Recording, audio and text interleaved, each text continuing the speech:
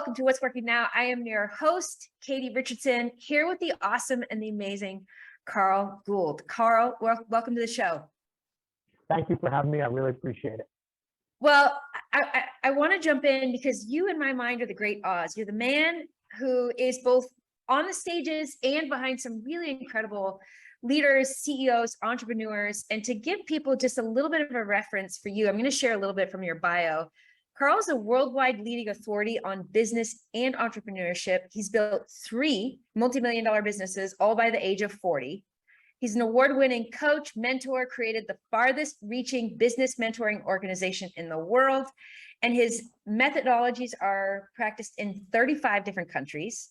He's trained, certified, or accredited over 7,000 business coaches and mentors since 2002. I mean, I could go on and on. He's worked with Allstate, American Idol, U.S. Olympic Track, IBM, McGraw-Hill, the U.S. Army, BMW. I mean, he's co-authored a book with Stephen R. Covey. I'm a huge fan, which, by the way, is the blueprint for success. I mean, Carl, we could just go on and on and on. So let's just dive right into this conversation. I needed to share that so people can really pay attention and really have a reference as to why they need to pay attention to you. So tell us the story of an experience that has really formed and shaped how you view the world today. Yeah, it was very well. Thank you for such a nice introduction. I appreciate that. But where it started for me, my first kind of introduction into real business was in my landscaping company. I started my very first company. I was 18 years old when I started. A year into my business, I had a situation where somebody needed me to kind of move them up in the production line, get a job done very quickly. And so I did that, but I charged him a premium to do it. Now, I didn't get an opportunity to explain to him why I was charging the premium. And again, it wasn't his fault, it was mine. I dropped off the proposal before I got there. Mistake, never do that again. And so he didn't get a chance to really read it. And so he's wondering, why is this kid, this 18-year-old, charging me 35% more than everyone else when they've come on a personal referral? And so this guy lit me up. I mean, for 20 minutes, he just screamed at me, called me every name in the book. And then I'm sitting there going, wow, this isn't going very well. He says, don't move. He leaves the room. And I thought, I'm getting out of here. I'm going to go save my own life. But he comes back in and he says, all right, you're hired. Basically, he took on the project right then and there. And I thought, wait a minute, right? He kept calling me obnoxious over and over again. Your pricing is obnoxious. This is obnoxious. So out of that experience, I realized I was onto something. I said, wait a minute. How can he sit there and call this obnoxious the whole time, but then hire me? Doesn't seem right. Then I realized that it was equally obnoxious in value, right? Meaning it was a good value to him. I got it done right away. There was everything he wanted. I answered every objection he had. He was just upset at himself that he had put himself in a position where he had to buy his way out of the problem.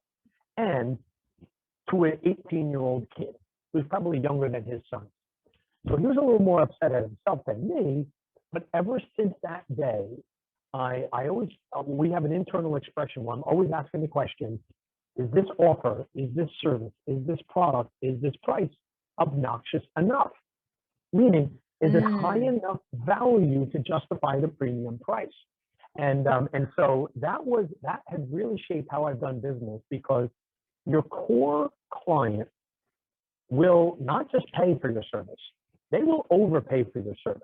And we all do it, right? The clothes that you like, the decor that you like, the desk you want, you could buy a cheaper one, but you don't.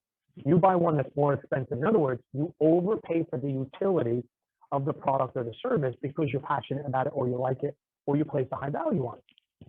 So my whole thinking in my business since then has been, how do I find the passionate buyer who's willing to overpay beyond the utility of the product or service that I have, and build a business that way. And so that's what really shaped me very early on in those days. I love this story of this experience where you're told your price is obnoxious, you're obnoxious, what you're doing is obnoxious, and then the guy buys from you, and you start to realize that you have obnoxious value. How have you taken that realization, and how have you brought it to your business today? I know you've written an incredible book about this. Right. So yeah, so it's the title of my upcoming book. I've used it for years, but I've never formalized it out to the public. But so the way I've done it in every single business I've ever run and every business that I've ever advised is I ask the client, how can we redefine the customer relationship? How can we understand what's most important to them and do everything in our power to give it to them? Right. And so that's the basis of it really, because what we're doing is so the quick and dirty formula is what we do is we take the top 5 complaints about a customer's business in the Okay. industry. So what if you're a mechanic? What are the top 5 complaints about doing business with a mechanic? Maybe not with you, but with other, the mechanics at large. And Okay. so we say, okay, could we create an offer that addresses those top 5 problems? If those top 5 problems are top of mind of your customers and you're solving them, Yeah. what we know is most people make decisions, buying decisions, if you're solving the top 1 or 2 problems. But if you're addressing the top 5, you're totally blowing away anybody else in your niche. And so that's the format that we've used as a result. And that's been very, very, very, it's worked in every climate, in every country, in every currency, regardless. Wow. I just think this is how people buy. It's been my experience. We've done business now in 70 countries, and it's been the truth in every country we're in. Okay, I want to play devil's advocate here a little bit because in my mind, when you're marketing, you need to have your offer really focused and specific and clear. And a lot of times that means really, really simple. And so if you are addressing people's top 5 concerns, how does it not become this overwhelming message that's hard to cut through the noise? So how are you still cutting through the noise when you're addressing so many different issues? Right. Well, the issues tend to be related. Okay, so I'll take my Okay. first contracting company. The first year I was in business, I would go out and I would meet with people and I would, do the analysis and the design and everything. And they would tell me all the things that they didn't like about other contractors. It's like, what's wrong with you people? You people never call back. You don't start on time, you don't finish on time. You never put a manager on site. I'm always managing your team. Okay. You don't stand behind your work. Right. And so I said, okay, if you choose our guarantee version of the project, we start on a specific day, guaranteed. We finish on a certain day, no matter what the weather. We stand behind the project or the entire project for a year, no matter what, no questions asked. All right. We put a senior manager on site. And most importantly, whatever we give you as the price, if there are no changes by you, the owner, the price doesn't change. Right. So it's all built into the service of most of what we're doing already. So we can still be very focused. Right. And so somebody says, well, somebody will say to me, I have to have the project start on a certain time because I have an inspection or the bank is coming to give me a check and I have to have you on site. So there's a reason why they need me there, or they need me done by a certain time. We're having a wedding in the backyard. You can't be 3 days late. This has to be done by this day. I said, all right, well, I will guarantee it's done no matter what. Right. Love this. And so, Love this. so this cuts through. So if you're doing a wedding in your backyard and you have 2 landscapers, you have 2 contractors, one says the project's $10,000 and I think will be done on time. Or someone is $13,500 and I guarantee it will be done on time. Or you get to keep the entire project and I'll write you a check back for everything that you've paid me to date. Which one you taking? Right. And that's the way it's worked throughout my career. And so it cuts right through the noise. People call and say, here's why I'm calling you. And they give you the reasons. And you say, okay, no, I guarantee every one of your reasons. Love this. And that in turn requires the entrepreneur to set up their business and organization to ensure that they deliver on these promises they're making people. Exactly. Because so what I've said so far kind of sounds like a really slick marketing slogan or a good sales trick, but really it's got more operational implications than it does sales and marketing, because you have to be able to produce, or you're going to be in the business of writing refund checks as opposed to being in the business of collecting. Right. And so you have to be good at what you do and you have to be able to promise it. And the reality is that most companies, the tagline on the book is make the offer no one else in your niche has the guts to make, right? So good. Because most Yeah. people, everyone knows what the problems are. Yeah. You ask an accountant, what are the top 5 things people don't like about working with an accountant? They all know what they are. It's just who has the guts to address it. And the person who has the guts to address it is going to win every time. And what they're going to attract are the passionate buyers who really value the service, who are willing to pay that premium to get great service. So good. So ensuring that we are addressing the top 5 needs of our customers, making promises that nobody else in our industry has the guts to promise. What are major tenets of an obnoxious offer? It has to be a premium price. It has to. You have to be among the highest priced or among the lowest price, actually, in order for it to be obnoxious. It cannot be in the middle. And the reason why is, Wow. if you are among the highest, you are considered to be an expert. If you're among the lowest, you're considered to be an expert. In the middle, you're just noise. Wow. Right? So if you were to ask somebody, like, try it out, go to a local mall, stand outside, and as people are coming in, ask them, ma'am, sir, are you looking to buy the highest priced products and services today or the highest quality? What do you think they would say? Highest quality. Highest quality. Great. Yeah. Follow-up question. How do you judge quality? Price. Absolutely. Price. Right. Yeah. Exactly. So what do you think they're going to, so what are they really looking for? They're actually really looking to spend the most amount of money because that one of the top filters for quality is price. Right? Yeah. The more expensive the watch, the better you think the watch is. The more expensive the car, the better you think the car is. Right? Yeah. There was a study Yeah. done on the quality of automobiles. The highest priced cars on average are European cars. And they also have the worst service records of all the cars in the world. The lowest priced cars are the Asian cars, Japan, South Korea, right? And those manufacturers. But they have the highest service records, the highest safety records. And the United States, North America is in the middle, right? And so, but what's a better car, a Kia or a Ferrari? Depends on who you ask, I guess. It does, I think so. But most people would say, well, Ferrari's not for me, but yeah, I mean, not probably Ferrari. They're not making movies about Kia yet. They're making movies about Ferrari, or Lamborghini or Bugatti or whatever, right? Yeah. But you're right. It does depend on there's some buyers that would say, well, a Kia, of course. I could buy 50 of those before I buy one of those things. And I would never be caught dead in a Ferrari, right? So it definitely relies on that. But the general consensus would be that a Rolex is probably better than a Timex. Although the Timex is actually a better, more accurate, more reliable timepiece than a Rolex. But I don't know that many people that have their treasure map has a Timex on it, and they're saying, "Hey, Katie, someday I'm gonna scratch together that $100 and I'm gonna make that happen." Yeah. They're not doing that, right? No, So, they're not. No. And Carl, yeah. I mean, this is kind of speaking to my next question, which is, what are some mistakes that you see people making when it comes to putting together their offer or their product and service? What mistakes are they making? Well, the first one is that they're selling to themselves with another person in the room, right? They're selling to their own buying preferences and not necessarily the buying preferences of the customer, right? So we fall in love with our product. We spend all day long on perfecting it. And we've got all these initials after our name, because we got the certification and the license and all that. And so we are going to make one darn good product and you're going to like it no matter what, right? And you find out that maybe that's not exactly what people want.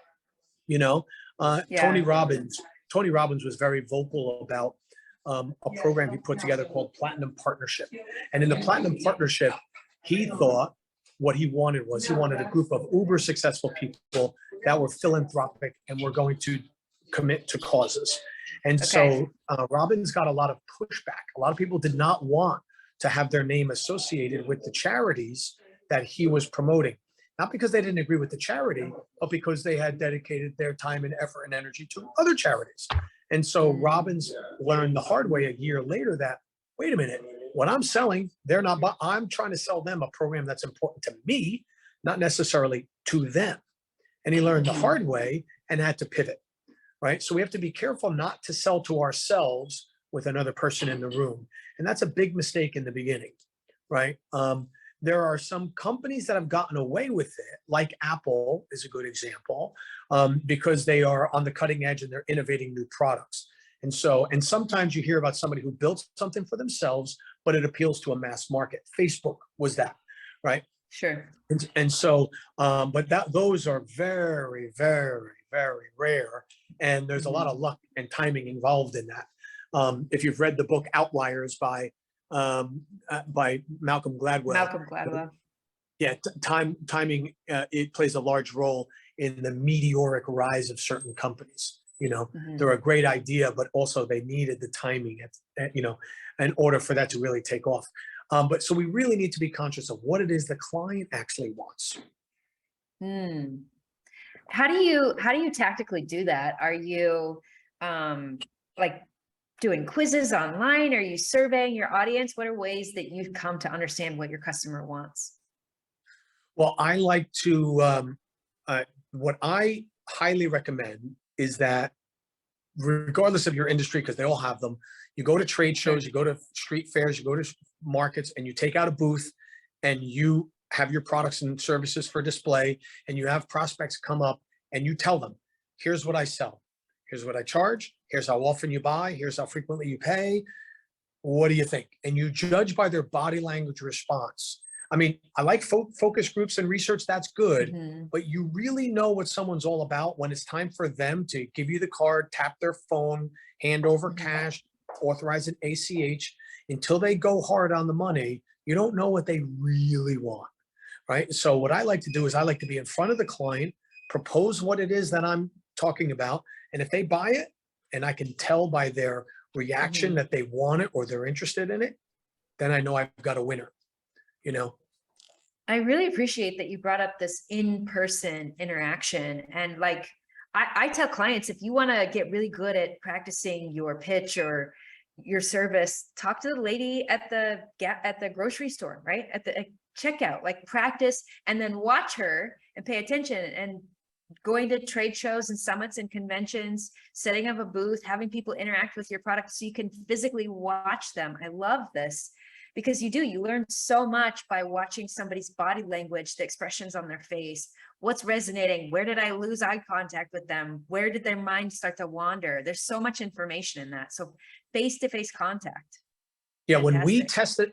when we tested out the idea that we were going to be interim managers for our clients, we did it at a trade show, and we were talking to some CEOs and we said, well, there's part of our service where we could run all or parts of your business, so you could just focus on the parts of the business that you like.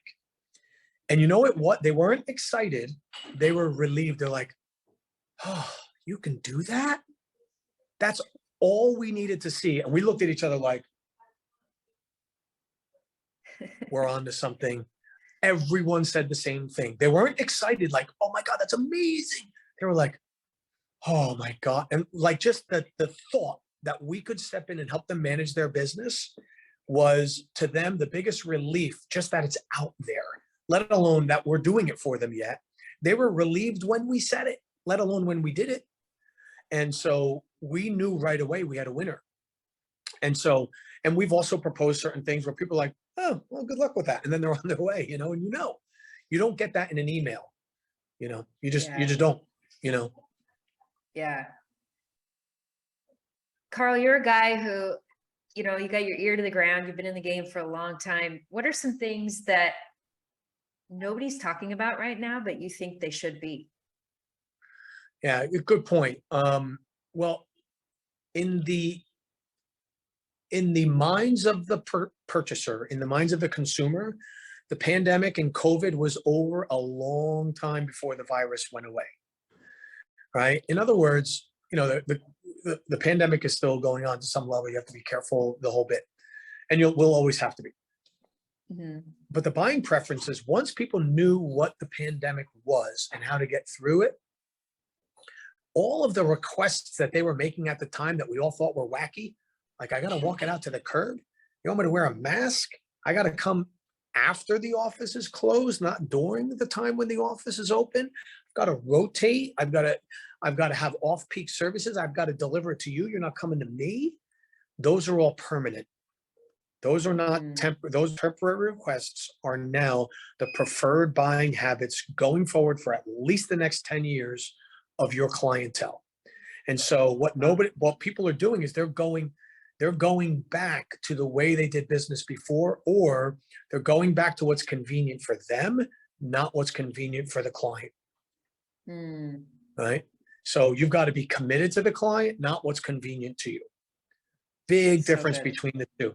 And there's most business out there are being convenient. Wow. They're not committed. They're not fully committed. Yeah. I mean, as somebody who started their business in 2008, I look at the rising inflation and the shifts in the market, and I feel that we're headed towards a recession right now.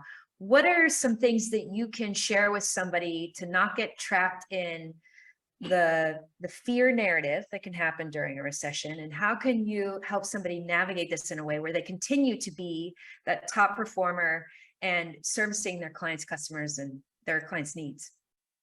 Yeah. So one of the things that we recommend to all of our clients to have in all times is to have 3 offerings. Right? Because one will feed an up strategy, one will feed a sideways strategy, and one will feed a down strategy in the market. And so in an up, when the velocity of the economy is moving fast and things are going well, people will trade their money for time. So they'll buy the express pass at Disney, the first class ticket. They'll pay more for convenience. They'll go to the convenience store for something rather than going all the way to the supermarket. They will spend their money to save time. Okay. In a sideways market, people are paralyzed. They don't know when is up, when is down. And so they don't buy at all. So you have to have a risk reversal in place, some sort of freemium model. What can I experience for free at either low or no risk? Right. And then if I know that it's safe, then I'll buy. Okay. And then in a down market, you need to have what would you call, you would need to have a bundled offering, like a subscription or a membership of some sort, right? So you've got your premium, you've got your freemium, you've got your bundles. You should offer them all the time. And then based on how people are buying from you, that will tell you when your industry is in a recession. Because if you think about it, the recession's not for everybody. Only certain industries will go into a recession. Others will be in boom time. And so you're never going to, everybody's not in a recession at the same time. If you have multiple ways for your clients to buy, based on how they buy, they will tell you that where you're at. So for example, if you go on TV, insurance companies bundle like crazy. Yeah. They have been in a down market for years. Now you say, wait a minute, they're crushing it. They are. And the only reason they're crushing it is because you basically have to have insurance. You can't not have insurance. It's mandated. So they become commoditized. So they have to go to bundling because the perception of it is, has gone down, right? No one's running for insurance. It's not this great new product. It's been out there forever, right? Right. Now, with the threat of a recession, like retail has been going like this. Nobody knows what retail is going to be. Do I go to the store? Do I not? Do I go to the store? They're not going to be in business 2 days later. Do I go on Amazon? Amazon's not cheap anymore. It used to be cheap. It's not cheap anymore. So where is retail headed? My daughter goes thrifting all the time now. She goes to secondary market stores, Poshmark, Plato's Closet, all these other, secondary and lightly loved, lightly used stores. Right? That retail is on the rise. Yeah. Right. So she might say, well, Dad, I got this for $10. I'm like, that's great. It's probably only worth $2. But since you didn't have to go to a garage sale, no, it's still like a pair of Converse or a Coach bag, but because of the defect, it's probably worth nothing. And if you were to go spend your time going to a primary retail shop, you probably get it for just about nothing, but she overpaid a little bit because somebody has figured out the convenience of that service. And so she's still getting a great deal, The owner of the store is still getting a great margin. It's a total win-win. But that type of retail's on the rise. It's not on the down, right? And so So so true. you have the three offerings, depending on how your customers buy, that'll tell you Mhm. where your industry is at. So good. Yeah. Love that wisdom. Really understanding your market, what the opportunity is. And I mean, that's the other piece of all of this is there's just volatility in the market, and that just means there's opportunity. And so understanding your business, your market, and where the opportunity is. I mean, when it comes to your world, which is coaching and leadership training and strategy in business, what are the opportunities that you see currently for somebody in that sector? Yeah, so I think there's huge opportunity. I mean, I got into coaching when coaching was in its infancy, right? Yeah. I started in coaching in 1990. Wow. So I've been doing it for 32 years now. The more information is out there, the more someone needs a coach, because the more data that someone's exposed to, it doesn't make them a better decision maker. And all the data seems pretty good. It seems sexy. It seems like it's right on. Like, ooh, that's good stat. I don't know what to do with it, but that's a good statistic, right? And so I think more than ever, we need to know how to make decisions better, and we need to know how to stick to those decisions. And we need to know, we need to understand that there's a lag between the decision and the result, right? And that during that lag, we have to manage our state to understand that, under pressure, we still need to perform equally as we did before. So I think there's huge opportunities now for business coaches, for that very reason. Yeah. I mean, what advice do you have somebody who's in that gap and in the lag and trying to figure out how to stay the course, whether or not they need to make a shift or change, or if they should stay firm and going the direction that they were headed? Well, they need to stay firm enough on the plan, because one of the things that I tell my clients is, I said, look, when you are uncomfortable, that's when the coaching starts, right? Right now you're in your comfort zone, right? But you want more, you want something else. So you're working with a coach so you can get something new. But in order to change something in your life, you're gonna have to change something in your life, and that's going to be uncomfortable. And one of those things might be you have to expand the identity of yourself. You're going to have to do things you haven't done before. And so one of the things that I'll say to my clients, is that the two most unqualified people in any business are, number one, someone who just got a promotion, because the skills that they had in their last job, are not the skills that are going to help them in their next job. So there's a ramp up period where they can grow into the job. And the second is the CEO of a growing company. Right? If you run a $1 million company and you've never run a $2 million company, and now your business is $2 million, what qualifies you to run a $2 million a year company? Let me help you. Nothing. Right? And so you're Yeah. unqualified until you grow into that role. And you say, well, wait a minute, the business will only grow as much as I grow individually. That's true. And it'll stay there if you grow as an individual. But sometimes you might have a campaign that outproduces what you think, or you buy a business and all of a sudden you've expanded much quicker than you thought. And all of a sudden now you've got a whole new set of challenges and opportunities and situations you're not equipped for. So in the beginning, I'll start out and I'll say, we've got to be ready for that. And here is what is going to happen when these things start happening to you. All right. And so then when they get uncomfortable or they start freaking out, I'll say, remember that whole conversation about when it gets uncomfortable, the coaching starts? Shall we begin the coaching? Right. Yeah. And so we'll talk about that and say, we'll say, listen, I'll try to prepare them as much as I can in advance. I'll pre-frame them as much as I can. But we just have to stay as diligent as possible, and focus as possible on the fact that, there is a level of discomfort and you have to embrace it. You can only grow to the level of uncertainty and discomfort that you can handle, Amen. So, yeah. yeah. Carl, you've shared so much like tactical information and really good examples. I really appreciate this whole conversation. And before we end, I have a few rapid fire questions for you. Ready, fire away. What's something that you do consistently every day? I listen to my goals in my audio recorder every day, and I look at my treasure maps. So good. Love that. Have you voice recorded yourself? Yep. I Saying your speak goals? all of So my good. goals, everything. I've got like 3 or 4 files, and I just listen to them when I go for a run, go to the gym, take a shower, whatever. So Yeah. at some point during the day, I'm listening to them over and over again.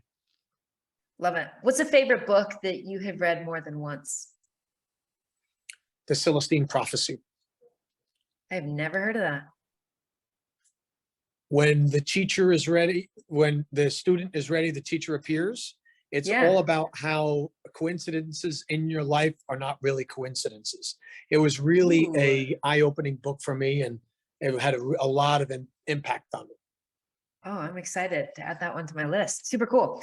What's some great advice that you've received in your life that really helped you in a critical moment? Nobody gives a shit about your problems. Everyone has their own problems, right? You know, I feel for you. I know that there's things going on in your life, but you know what? The whole rest of the world moves on. So don't let your internal problems get in the way of how you interact with other people and how you commit and service other people. So good. So good. I love it. Carl, for people who want to be a part of your world, where are you most active on social media? Well, I'm pretty active on most of the platforms. The best way to reach me is on my personal website. It's carl360.com, CARL360.com. And that you can, that's where all my social media, some videos, my books, my email, text message, my calendar, it's all in one place. And that's the best way you could reach me, and whatever works for you, you know, you could pick your path there. Awesome. And when does the Obnoxious offer come out? Is that book out yet? It's not out yet. Comes out in the fall, and Okay. I'll be circling back with you when that time comes. So we'll be doing a big launch around it. I'm super excited about it. This has been something I've thought about for 35 years, because I do it every day for 35 years, and I've just been waiting for the right time for when it was time to share it. And I think now's the right time. So I'm super pumped about it. Yeah. Yeah, we are too. Well, Carl, thank you so much for your time. And for everybody who's listening, this is What's Working Now.